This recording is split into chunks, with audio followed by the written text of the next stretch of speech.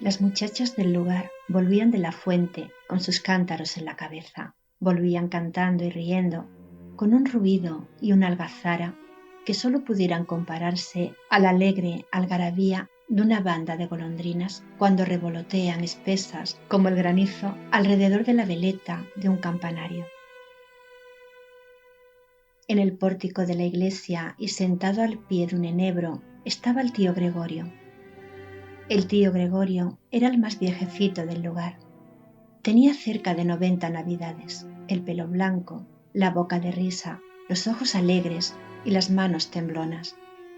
De niño fue pastor, de joven soldado, después cultivó una pequeña heredad, patrimonio de sus padres, hasta que, por último, le faltaron las fuerzas y se sentó tranquilo a esperar la muerte, que ni temía ni deseaba.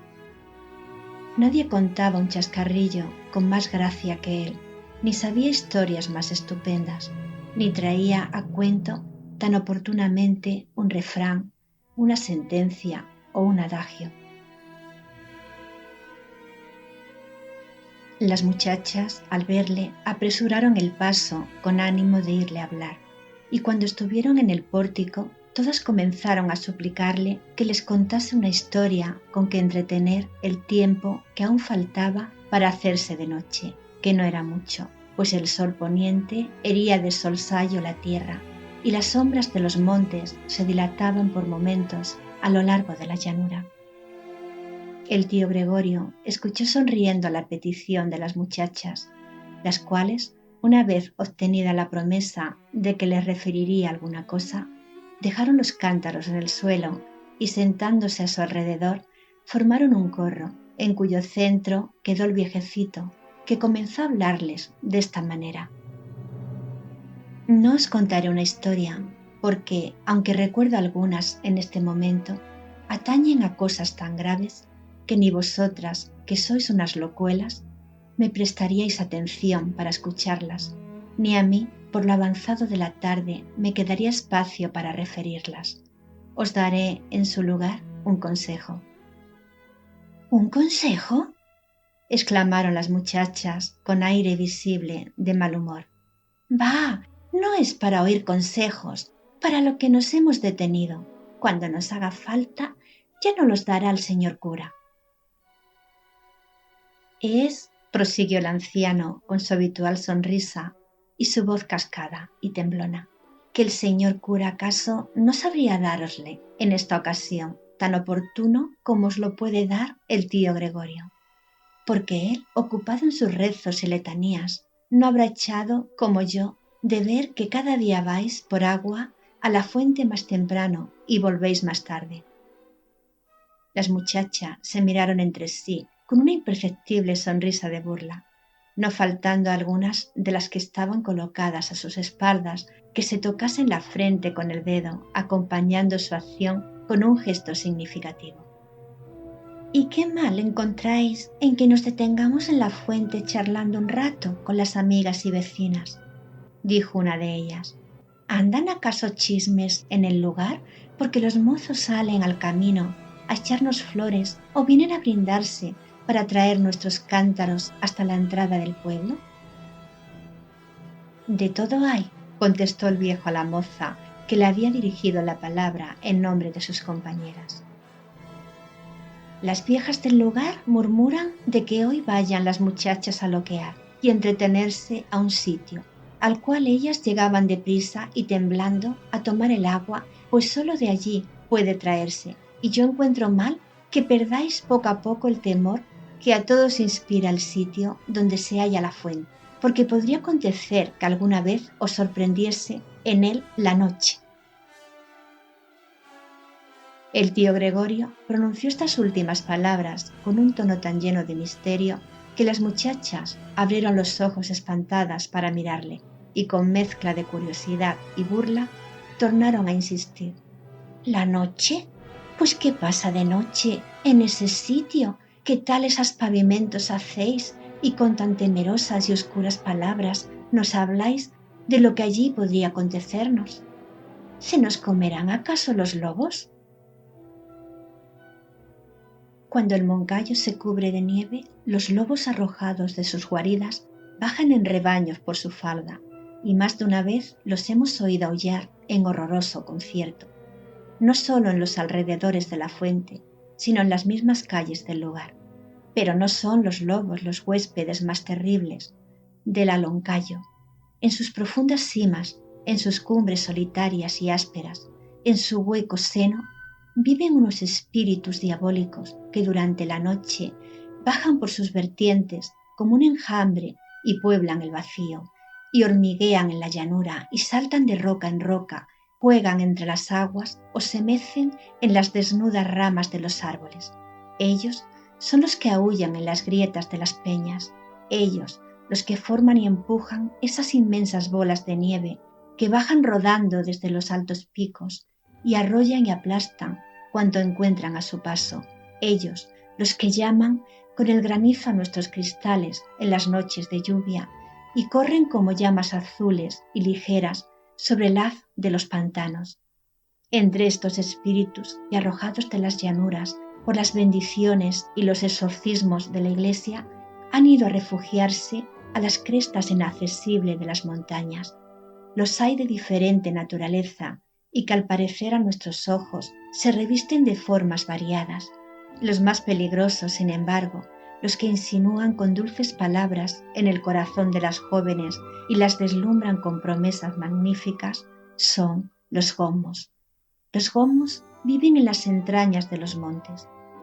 Conocen sus caminos subterráneos y, eternos guardadores de los tesoros que encierran, velan día y noche junto a los veneros de los metales y las piedras preciosas.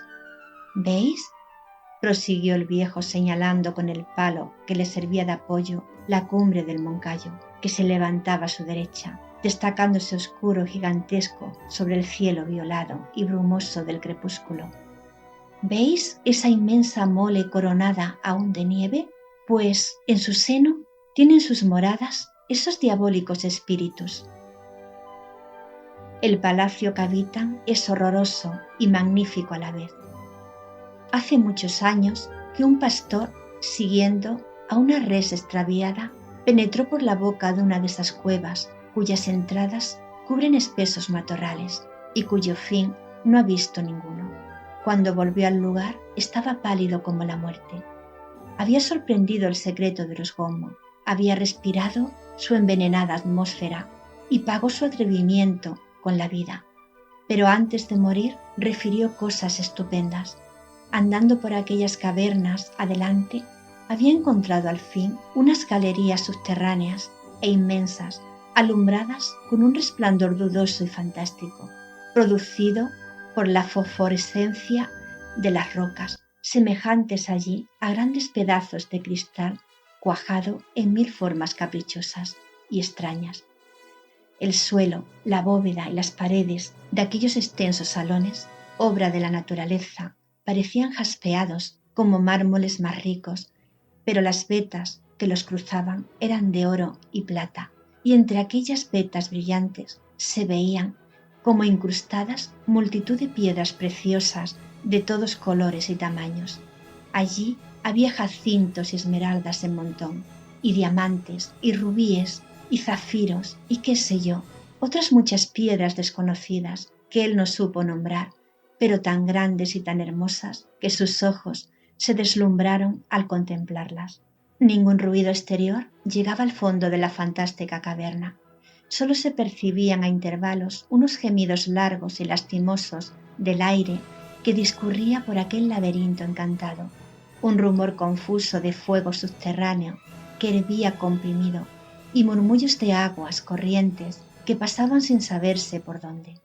El pastor, solo y perdido en aquella inmensidad, anduvo no sé cuántas horas sin hallar salida, hasta que por último tropezó con el nacimiento del manantial cuyo murmullo había oído.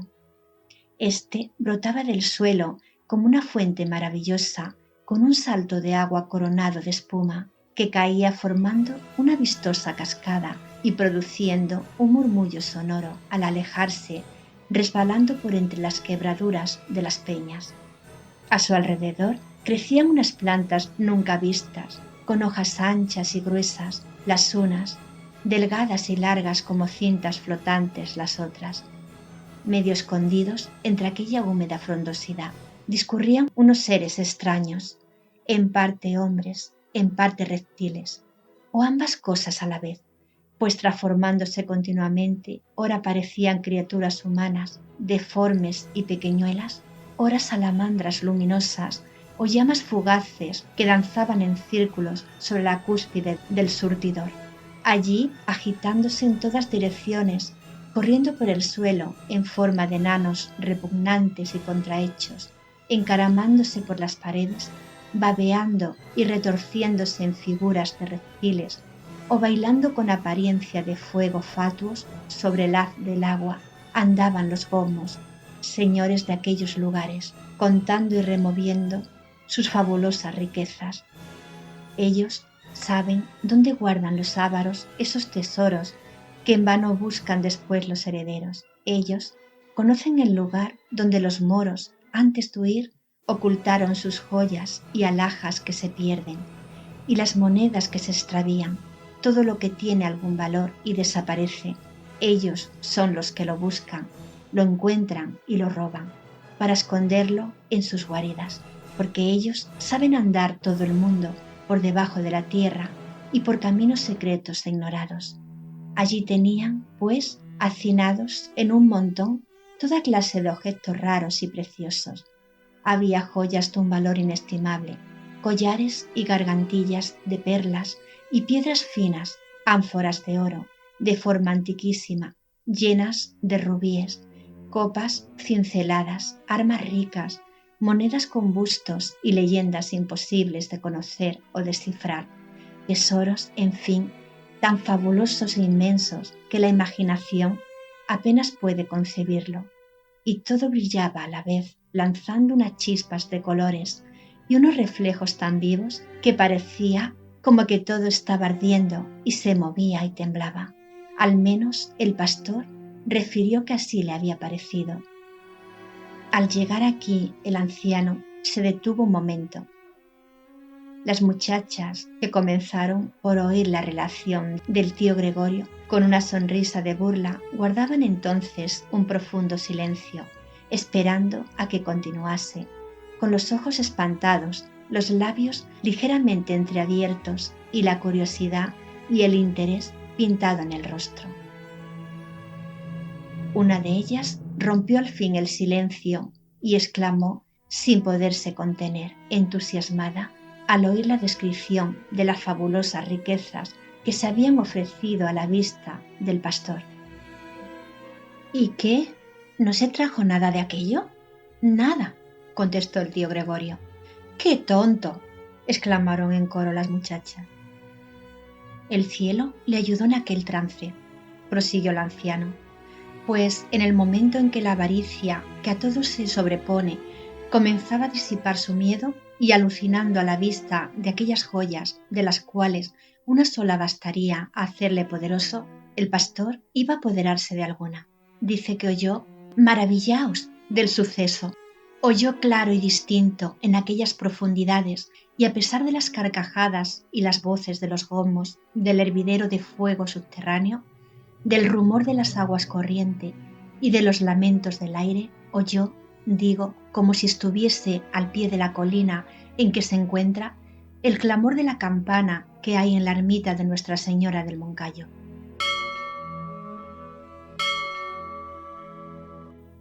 Al oír la campana que tocaba el Ave María, el pastor cayó al suelo invocando a la Madre de nuestro Señor Jesucristo, y sin saber cómo ni por dónde, se encontró fuera de aquellos lugares y en el camino que conduce al pueblo.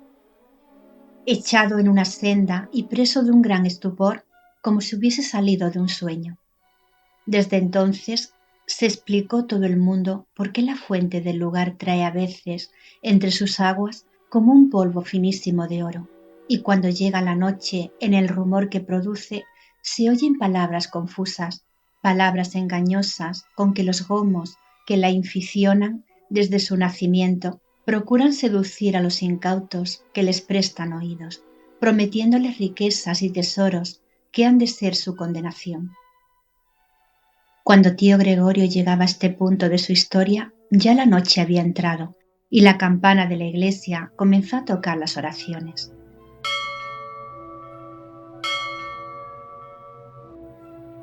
Las muchachas se persignaron devotamente, murmurando un Ave María en voz baja, y después de despedirse del tío Gregorio, que les tornó a aconsejar que no perdieran el tiempo en la fuente, cada cual tomó su cántaro y todas juntas salieron silenciosas y preocupadas del atrio de la iglesia.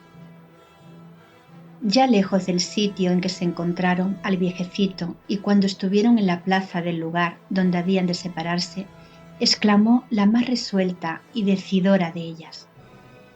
¿Vosotras creéis algo de las tonterías que nos ha contado el tío Gregorio? Yo no, dijo una. Yo tampoco, exclamó otra.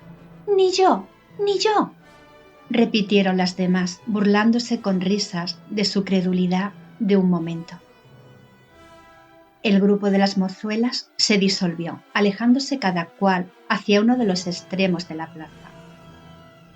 Luego que doblaron las esquinas de las diferentes calles que venían a desembocar a aquel sitio, dos muchachas, las únicas que no habían desplegado aún los labios para protestar con sus burlas de veracidad del tío Gregorio y que, preocupadas con la maravillosa relación, parecían absortas en sus ideas, se marcharon juntas y con esa lentitud propia de las personas distraídas por una calleja sombría, estrecha y tortuosa.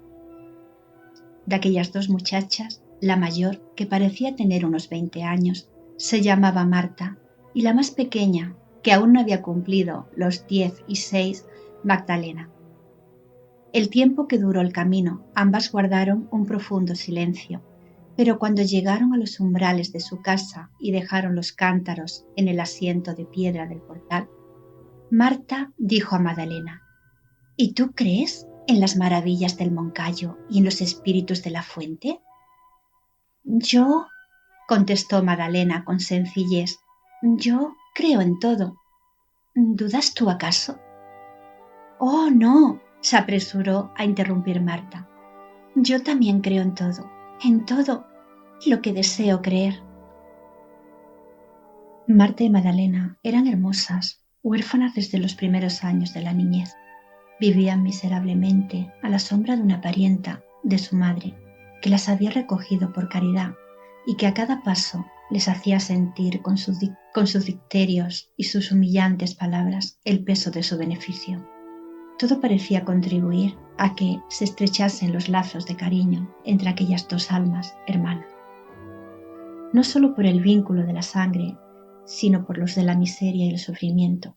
Y sin embargo, entre Marta y Magdalena existía una sorda emulación, una secreta antipatía que solo pudiera explicar el estudio de sus caracteres, tan en absoluta contraposición como sus tipos. Marta era altiva, vehemente en sus inclinaciones y de una rudeza salvaje en la expresión de sus afectos. No sabía ni reír ni llorar, y por eso no había llorado ni reído nunca.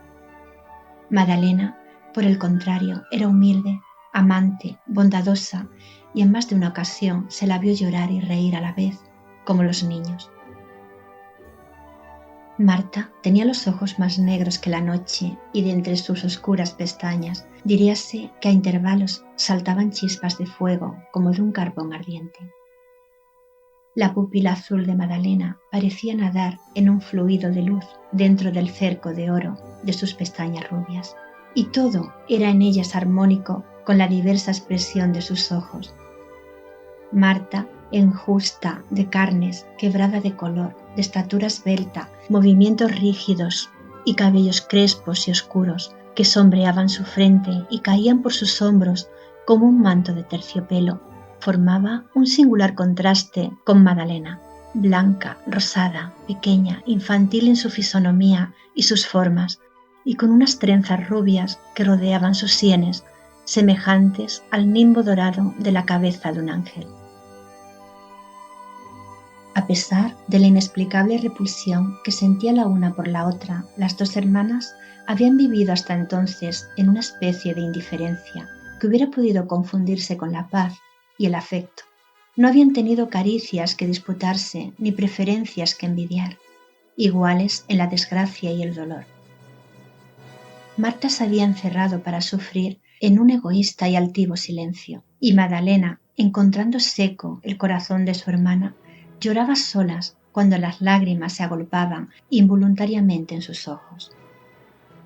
Ningún sentimiento era común entre ellas, nunca se confiaron sus alegrías y pesares, y sin embargo, el único secreto que procuraban esconder en lo más profundo del corazón, se lo habían adivinado mutuamente en ese instinto maravilloso de la mujer enamorada y celosa.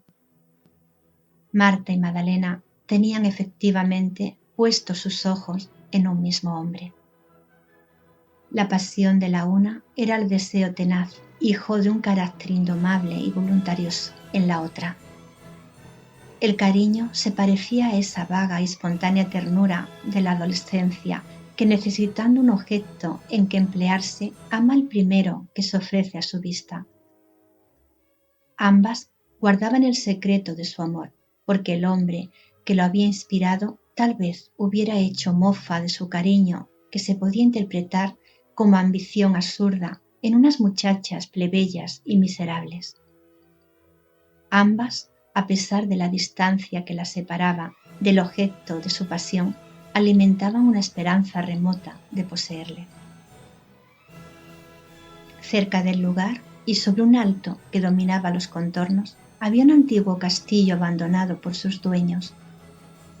Las viejas, en las noches de velada, referían una historia llena de maravillas acerca de sus fundadores. Contaban que, hallándose el rey de Aragón en guerra con sus enemigos, agotados ya sus recursos, abandonado de sus parciales y próximo a perder el trono, se le presentó un día una pastorcilla de aquella comarca, y después de revelarle la existencia de unos subterráneos por donde podía atravesar el Moncayo sin que se apercibiesen sus enemigos, le dio un tesoro en perlas finas, riquísimas piedras preciosas y barras de oro y plata, en las cuales el rey pagó su mesnada, levantó un poderoso ejército y, marchando por debajo de la tierra durante toda una noche, cayó al otro día sobre sus contrarios y los desbarató, asegurando la corona en su cabeza. Después que hubo alcanzado tan señalada victoria, cuentan que dijo el rey a la pastorcita: «Pídeme lo que quieras, que, aun cuando fuese la mitad de mi reino, juro que te lo he de dar al instante». «Yo no quiero más que volverme a cuidar de mi rebaño», respondió la pastorcita. «No cuidaré sino de mis fronteras», le replicó el rey, y le dio el señorío de toda la raya, y la mandó edificar una fortaleza en el pueblo más fronterizo a Castilla, a donde se trasladó la pastora, casada ya con uno de los favoritos del rey, noble, galán, valiente y señor asimismo de muchas fortalezas y muchos feudos. La estupenda relación del tío Gregorio acerca de los gomos del Moncayo, cuyo secreto estaba en la fuente del lugar, exaltó nuevamente las locas fantasías de las dos enamoradas hermanas, completando, por decirlo así, la ignorada historia del tesoro hallado por la pastorcilla de la Conseja, tesoro cuyo recuerdo había turbado más de una vez sus noches de insomnio y de amargura, presentándose a su imaginación como un débil rayo de esperanza. La noche siguiente, al de la tarde del encuentro con el tío Gregorio, todas las muchachas del lugar hicieron conversación en sus casas de la estupenda historia que les había referido. Marta y Magdalena guardaron un profundo silencio, y en aquella noche, ni en todo el día que amaneció después, volvieron a cambiar una sola palabra relativa al asunto, tema de todas las conversaciones y objeto de los comentarios de sus vecinas. Cuando llegó la hora de costumbre, Magdalena tomó su cántaro y le dijo a su hermana: «¿Vamos a la fuente?». Marta no contestó y Magdalena volvió a decirle: «¿Vamos a la fuente? Mira que si no nos apresuramos se pondrá el sol antes de la vuelta». Marta exclamó al fin con un acento breve y áspero: «Yo no quiero ir». Ni yo tampoco, añadió Madalena después de un instante de silencio, durante el cual mantuvo los ojos clavados en los de su hermana, como si quisiera adivinar en ellos la causa de su resolución. Las muchachas del lugar hacía cerca de una hora que estaban de vuelta en sus casas. La última luz del crepúsculo se había apagado en el horizonte y la noche comenzaba a cerrar de cada vez más oscura, cuando Marta y Madalena, esquivándose mutuamente y cada cual por diverso camino, salieron del pueblo con dirección a la fuente misteriosa. La fuente brotaba escondida entre unos riscos cubiertos de musgo en el fondo de una larga alameda. Después que se fueron apagando poco a poco los rumores del día y ya no se escuchaba el lejano eco de la voz de los labradores que vuelven caballeros en sus yuntas cantando al compás del timón del arado que arrastran por la tierra, después que se dejó de percibir el monótono ruido de las esquilillas del ganado y las voces de los pastores y el ladrido de los perros que reúnen las reses, y sonó en la torre del lugar la postrera campanada del toque de oraciones, reiteó ese doble y augusto silencio de la noche y la soledad, silencio lleno de murmullos extraños y leves que lo hacen aún más perceptible. Marta y Madalena se deslizaron por entre el laberinto de los árboles y, protegidas por la oscuridad, llegaron sin verse al fin de la alameda. Marta no conocía el temor y sus pasos eran firmes y seguros. Madalena temblaba con solo el ruido que producían sus pies al hollar las hojas secas que tapizaban el suelo. Cuando las dos hermanas estuvieron junto a la fuente, el viento de la noche comenzó a agitar las copas de los álamos y al murmullo de sus soplos desiguales parecía responder el agua del manantial, con un rumor compasado y uniforme.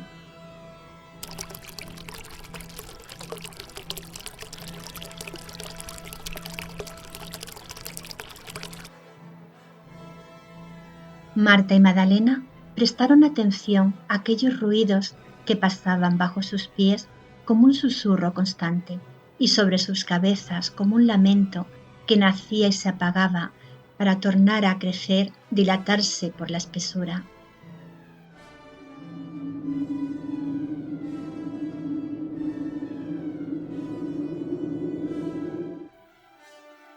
A medida que transcurrían las horas, aquel sonar eterno del aire y del agua empezó a producirles una extraña exaltación, una especie de vértigo que turbaba la vista y zumbando en el oído parecía trastornarlas por completo. Entonces, a la manera que se oye hablar entre sueños, con un eco lejano y confuso, les pareció percibir entre aquellos rumores sin nombre sonidos inarticulados como los de un niño que quiere y no puede llamar a su madre. Luego, palabras que se repetían una y otra vez, siempre lo mismo. Después, frases inconexas y dislocadas, sin orden ni sentido. Por último, comenzaron a hablar el viento, vagando entre los árboles y el agua, saltando de risco en risco y hablando así. El agua.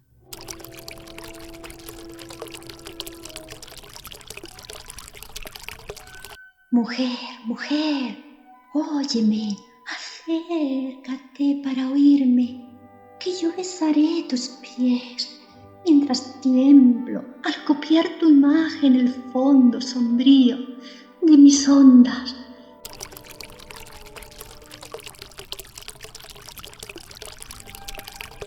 Mujer, óyeme, que mis murmullos son palabras. El viento.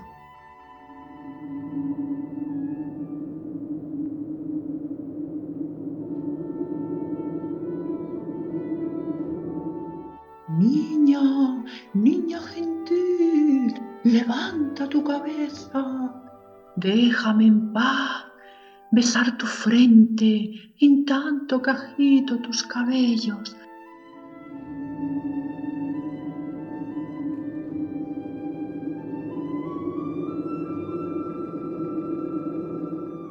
niña gentil, escúchame, que yo sé hablar también y te murmuraré al oído frases cariñosas.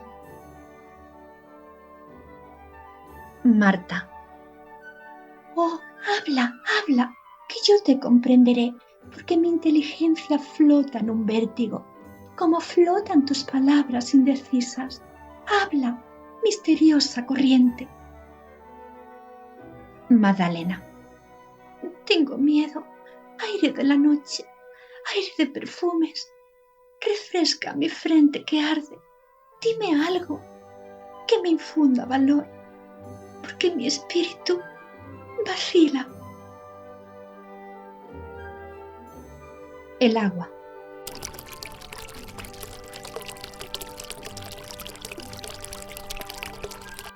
Yo he cruzado el tenebroso seno de la tierra y sorprendido el secreto de su maravillosa fecundidad, y conozco los fenómenos de sus entrañas donde germinan las futuras creaciones. Mi rumor adormece y despierta. Despierta tú, que lo comprendes.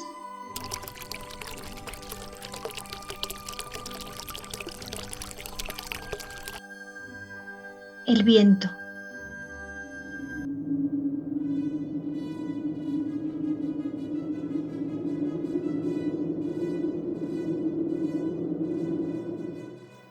Yo soy el aire que mueve los ángeles con sus alas inmensas al cruzar el espacio. Yo amontono en el occidente las nubes que ofrecen al sol un lecho de púrpura y traigo al amanecer, con las neblinas que deshacen en gotas, una lluvia de perlas sobre las flores. Mis suspiros son un bálsamo. Ábreme tu corazón y le inundaré de felicidad.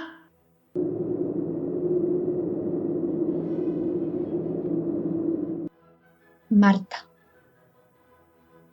Cuando yo oí por primera vez el murmullo de una corriente subterránea, no en balde me inclinaba a la tierra, prestándole oído.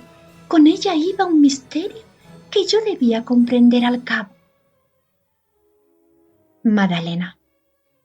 El suspiro del viento, yo os conozco.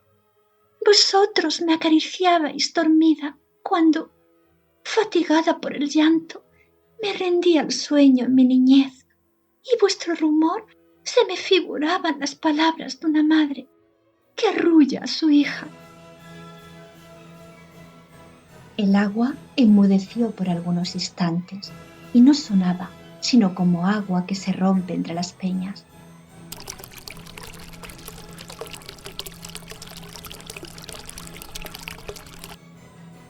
El viento cayó también y su ruido no fue otra cosa que ruido de hojas movidas. Así pasó algún tiempo y después volvieron a hablar y hablaron así.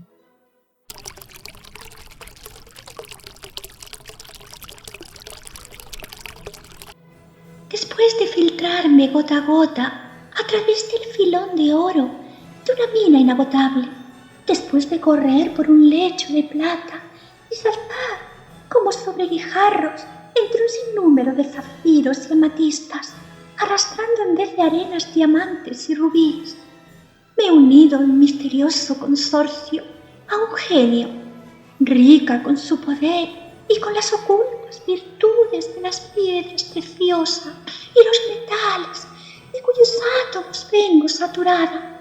Puedo ofrecerte cuanto ambicionas.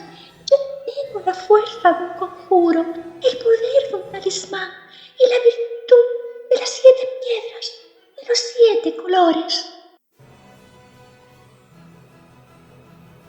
El viento.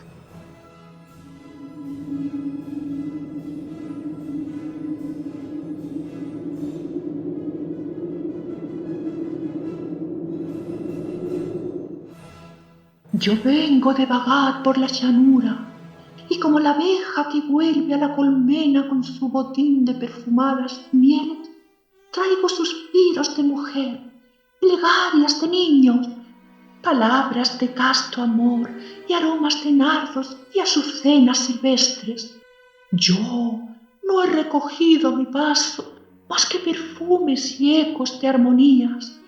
Mis tesoros son inmateriales, pero ellos dan la paz del alma y la vaga felicidad de los sueños venturosos. Mientras su hermana, atraída por un encanto, se inclinaba al borde de la fuente para oír mejor, Madalena se iba instintivamente separando de los riscos entre los cuales brotaba el manantial. Ambas tenían sus ojos fijos, la una en el fondo de las aguas, la otra en el fondo del cielo, y exclamaba Madalena, mirando brillar los luceros en las alturas: «Esos son los limbos de la luz de los ángeles invisibles que nos custodian». En tanto, decía Marta, viendo temblar en la linfa de la fuente el reflejo de las estrellas: «Esas son las partículas de oro que arrastra el agua en su misterioso curso». El manantial y el viento, que por segunda vez habían enmudecido un instante, tornaron a hablar y dijeron: «El agua».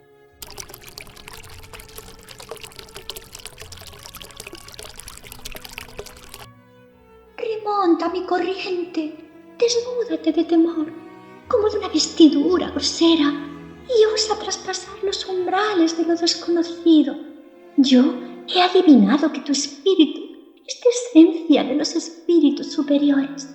La envidia te habrá arrojado tal vez del cielo para revolearte en el lodo de la miseria.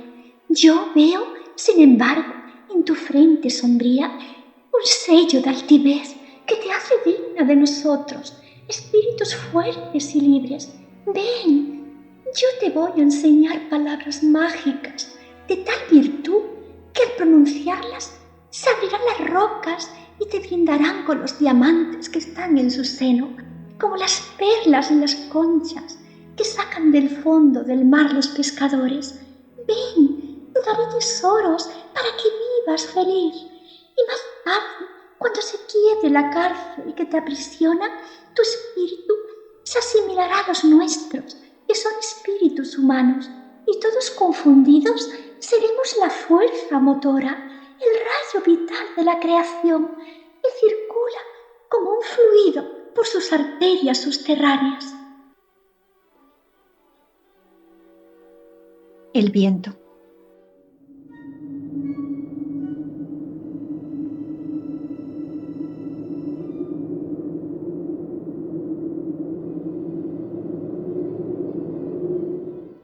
El agua lame la tierra y vive en el cielo. Yo discurro por las regiones etéreas y vuelo en el espacio sin límites. Sigue los movimientos de tu corazón. Deja que tu alma suba como la llama en los azules espirales del humo. Desdichado el que teniendo alas desciende a las profundidades para buscar oro, pudiendo remontarse a las alturas para encontrar amor y sentimiento. Vive oscura como la violeta, que yo te traeré en un beso fecundo, el germen vivificante de otra flor, hermana tuya, y rasgaré las nieblas para que no falte un rayo de sol que ilumine tu alegría. Vive oscura, vive ignorada, que cuando tu espíritu se desate, yo lo subiré a las regiones de la luz en una nube roja.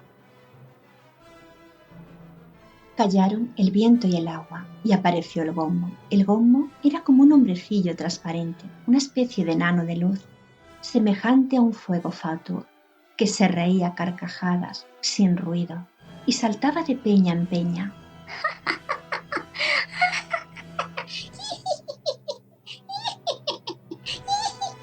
Y mareaba con su vertiginosa movilidad. Unas veces se sumergía en el agua y continuaba brillando en el fondo como una joya de piedras de 1000 colores. Otras salía a la superficie y agitaba los pies y las manos, y sacudía la cabeza a un lado y a otro con una rapidez que tocaba en prodigio. Marta vio el gomo y le estuvo siguiendo con la vista extraviada en todas sus extravagantes evoluciones, y cuando el diabólico espíritu se lanzó al fin por entre las escabrosidades del mongallo, como una llama que corre agitando su cabellera de chispas, sintió una especie de atracción irresistible y siguió tras él con una carrera frenética.